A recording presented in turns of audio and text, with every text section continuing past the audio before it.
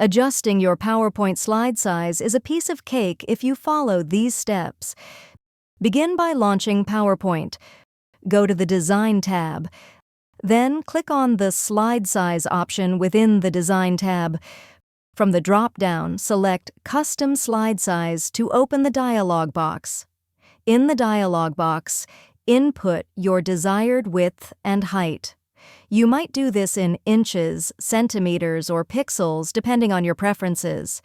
After feeding in the new sizes, hit OK to apply your settings. Make sure everything fits well and looks as intended. If needed, rejig text, images, and other elements accordingly. If you found this video helpful, please click the like button and subscribe to our channel for even more helpful tutorials.